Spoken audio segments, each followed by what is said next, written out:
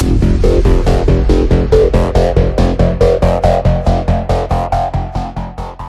everybody, it's Julian or Flow Graphics here, and basically what I'm going to be teaching you today is a really awesome tutorial on how to make some really professional, clean looking banners. So I will basically have a YouTube, like a download link for this YouTube template that I'm using.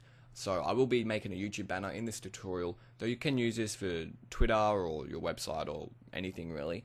But yeah, I will be teaching you how to make a specific type of really nice, clean looking 2D banner. So first thing you want to do is once you have your template open, just make sure you have just one single background layer. Make sure it's black. To double check that, you can just hit Control U, drag the lightness all the way down, or you can just make a new layer and just fill it with black with the paint bucket tool.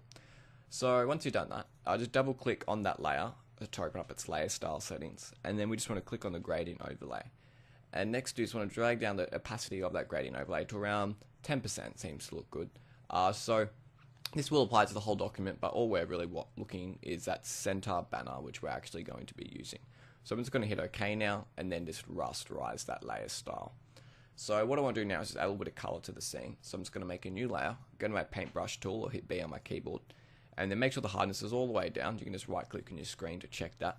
And then using your bracket keys, you can just make the brush a little bit bigger. Basically make the brush the size of the banner. So see how you can see my brush here lines up with the banner.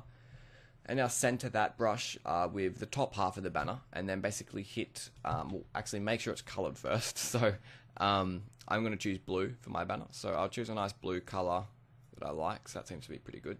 And now I'm just going to center that brush and just hold shift and drag right across my screen with that brush. As you can see, it just makes quite an intense blue glow coming from the top of my screen. Now I'm just going to hit my marquee tool and then just basically delete the top of that. Just to, you know, keep it nice and compact in the center here.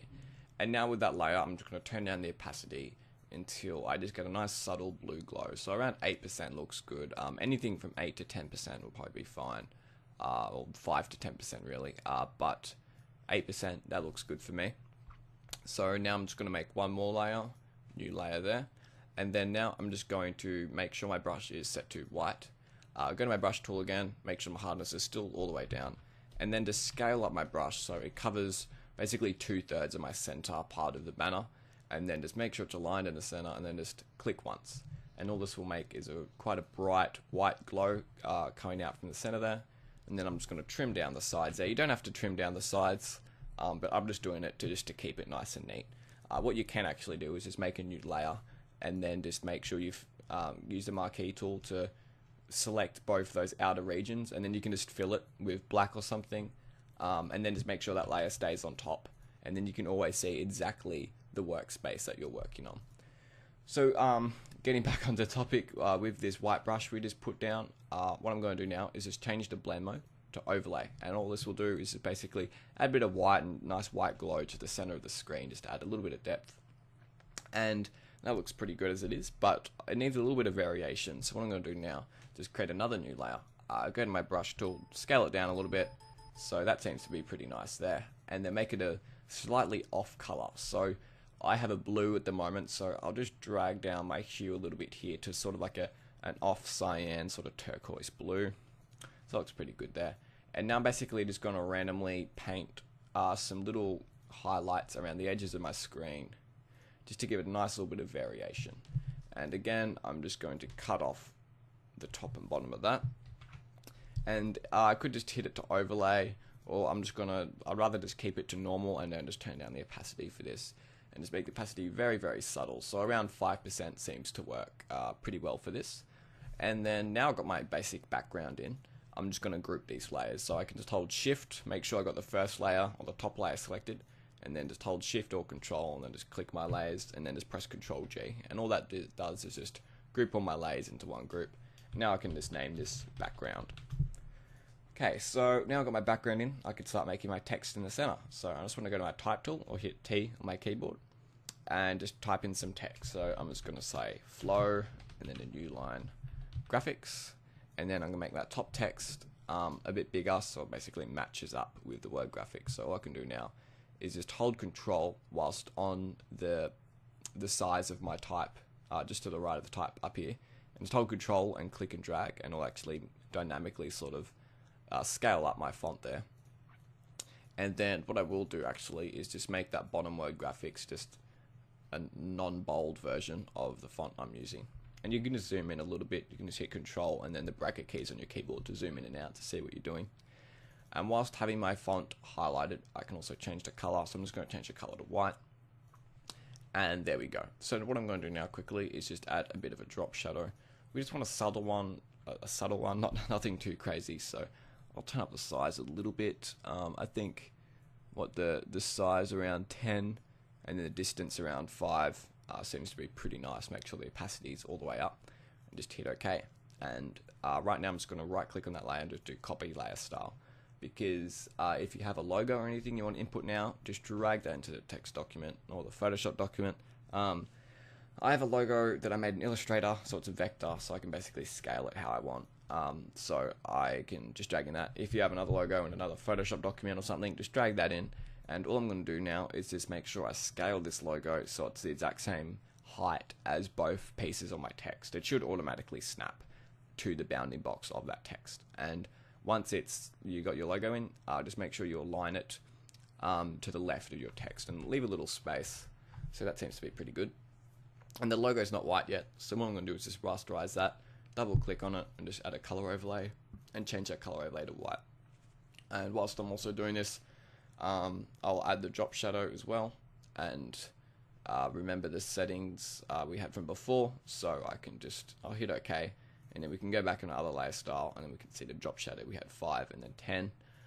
Otherwise we could just right click on that layer and then just do paste layer style. The only thing is it won't paste in that color overlay, so we'll just have to quickly add that back. So now we have our text and our logo both white, which are looking pretty nice. And now just selecting both of them, make sure we select both layers so they move together. I'm just going to center it in my screen until it snaps to the guides. So that's nice and centered now. So that's looking pretty good. So what I'm going to do is just add a really subtle, nice sort of text effect to this. So whilst holding Control, you can click on the little thumbnail next to the layers, and it will basically make a selection of that layer. And if you hold Shift and Control click, you can make two selections, or the same selection from two different layers. So whilst having both those selections, I'm just going to make a new layer quickly, and then get my brush tool out, and then just make sure the hardness is all the way up, and make sure the size is very, very small. So the size probably around, I don't know, 2 pixels, 1 pixel. We'll try 2 pixels. So I'll just make that, I'll just type in a 2 here. And then whilst having the marquee tool selected up here, so I'm going to right click on our screen and then just do stroke. And then you could do stroke with a brush, but as you can see here, it's already got the pixels, so I could just do 2 pixels and then OK. And then if I turn off my text here, you can see I now have a stroke. I do think this is a little bit too big, so I'll just hit Control-Alt-Z now and slow that stroke undoes, and then I can basically just do it again, fill, stroke, 1 pixel. And then if I turn off these other layers, I have a really nice clean outline of my text on a completely separate layer. So this, the reason I did this is because now we can group both of our original base layers and then just turn the opacity to around 50%, maybe even a little bit higher, probably around 70% seems to be good. So let's just turn it up to a 70. And now we have a really subtle sort of outline going around our text, which just makes it a little bit more crisp and highlights it, which looks pretty nice. So now I'm just going to group both of those layers in there, and I'm just going to call this text / logo. That is a question mark. There we go. And now we have our text and our logo in the scene looking pretty nice. So all we need now is just some things just to spice up the scene and add a little bit of variation. So I'm just going to create a new layer, and going to my pen tool, or hitting P on my keyboard, I can click and drag and make curves. So what you want to do is basically just make a big curve, and then you'll see if you make another curve, the next curve will basically follow the contour of that previous one. So if you hold Alt and then just click on the end sort of handle, it will cut off that, and then you can make a straight line. So just want to make sort of like an hourglass sort of pattern here. So I want to make a straight line and then sort of curve it back in the opposite direction. So it makes that sort of shape there. And then up the top here, I just want to click Make Selection, OK. And then just going to my brush tool, making sure my hardness is all the way down, and then my size is not that big, but quite big. So make sure, I'll just zoom out a little bit here. So my brush size is quite big, and then I can just basically paint in a little bit of white coming out from the edges here. And as you can see, it only paints in that selection. So if I turn that top layer on just so I can only see what's inside, now I have this pretty cool sort of effect here on this layer.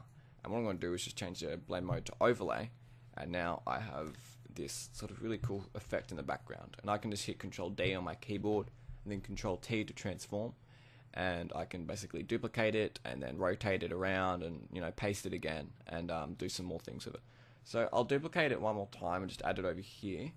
Just so it has a really nice cool curve that sort of goes through here, and then I will create a new layer, and doing a very similar technique, I'll make another curve like that, and then I'll basically just do a really big box so it's got plenty of room next to that curve now, and just add a selection. And all I can do now is just go back to my brush and then just add a nice highlight. So it's basically the same as what we did before, except I only do it to one side of the curve. And then now I can set the blend mode to overlay again, and then I have this curve. And then now I can basically just hit Control J again and just duplicate this around my scene until I think it looks good. So I'm just going to keep duplicating this same curve that I just made around my scene in a nice sort of pattern that just sort of fills up the scene a bit more, and it makes it a little bit more dynamic. So that looks pretty good there. I might add one more just coming for the top here. And you can always rub out parts, so I can just go on my eraser to make sure the hardness is all the way around 0, and then just rub out here so those curves don't overlap so much. So it looks pretty nice. I might just get that back a little bit, and then basically just keep duplicating them. You don't want to fill up your scene too much because it will get a little bit too cluttered, but basically just keep duplicating them until you think it looks good, and make sure to keep rotating the curves and in different angles, so it does add a bit of variation. I think what I've done now looks pretty good. So what I can just do now is control click all of those layers that I just made and just hit Control E on my keyboard. And now you're saying to yourself, oh shit, what have I done? All you have to do now is just change the blend mode back to overlay, and it'll be exactly the way you left it. So now I just have this layer with all these backing sort of elements on it. What I'm going to do now is just name it, so I just call it highlights. And what I will do is now add a layer mask. So layer masks are a really nice way of erasing things without making it so destructive, because you can always go back and fill it back in. So next to the little FX down here, there's a little icon that sort of looks like a little camera. So if you just click on that, it will add sort of a white box next to your layer. And then if you go to your brush tool and make sure you have black and white selected, but it should automatically fill them in, you see if I paint on my screen, it basically acts as an eraser. So if I double click on that black and just make it to a grey, so basically make the grey in the middle, so it's in the middle of the white and the black, I can now do basically what we did at the start, just holding shift and then just drag a line in the center of my document from one side to the other. And all that does is it's basically erasing the center of the document at 50%, because it's a grey, it's not quite white, it's not quite black, it's in the middle. So it's just erasing that at 50% just to make it a little bit less intense towards the center there. So I really like that effect, so I'm just going to add one more effect now. So I'm just going to go back to my brush tool, make sure the hardness is all the way up, and make the size of the brush quite small. So probably around that. So if I just right click, whoops, so 9 pixels. So what you want to do now, I'll zoom in a little bit, is just sort of scatter some little particles around your screen and make sure they vary in size. So I can just use my bracket keys next to the P key on my keyboard and just be sort of clicking once with my mouse and then just making these little dots all around my scene, just to make some nice sort of particle effects happening.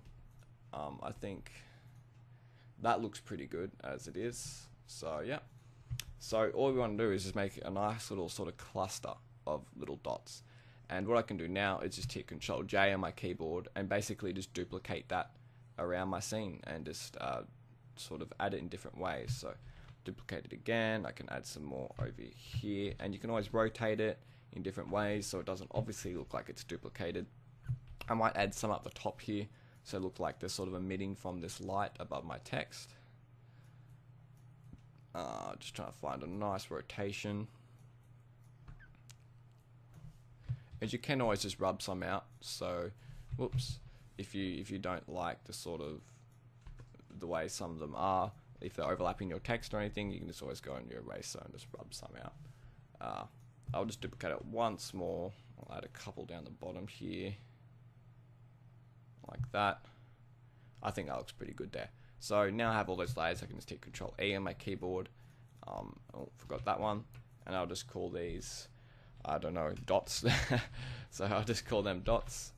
And now I have a dots layer, and I can just hit the blend mode to overlay. And as you can see now, I have these really subtle, sort of nice effect. And I can hit Control J on my keyboard if I want to make the effect a bit more prominent. And that looks, pretty nice. And another sort of effect you can do is if you duplicate that layer again, make sure it's still set in overlay. You just double click on that top layer and add an outer glow. Just make sure the outer glow is white. Make sure the blend mode is at normal opacity all the way, and then just turn the size up. If I turn the size up to about, I don't know, 100, 70, 80, so around 80, 90 seems to look pretty good. And just hit OK. I have this really cool sort of glow around the particles that are in the dark areas now. They sort of look like almost like fireflies or something, but they just create a really nice effect, a really nice subtle effect. It looks really cool. So now I have that. I'm just gonna control and group both those layers, and I'll group the highlights layer as well, and I'll just call this effects. So now I can just turn on those effects and basically see that they're adding a lot to the document. They make it a lot more interesting. So now I have a text layer, our effects layer, and our background layer. Basically now is when we can go in and add any sort of last minute tweaks or color corrections or any other effects. So what you want to do is just, if you want to change the hue of the banner or the color, I can just go to hue and saturation in my adjustments panel. I can just go window adjustments if it's not listed there, and I can drag the hue around, and if I don't like the color, I can change it now to whatever color I like. So that's pretty neat. And if you want to make it sort of multicolored, I could basically drag this hue into a nice greeny color here, and then now whilst clicking on the layer mask that's on that hue and saturation, I can just make sure my brush is black, and then just go to my brush tool, make sure the hardness is all the way at 0, and then just rub out basically half of my document, and then as you can see now I have sort of a merge from green to blue, going from one half to the other. And then I can always just go in and just press X on my keyboard while selected on the brush, and it will swap those colors, and I can paint that. I can paint those colors back in and erase them however I want.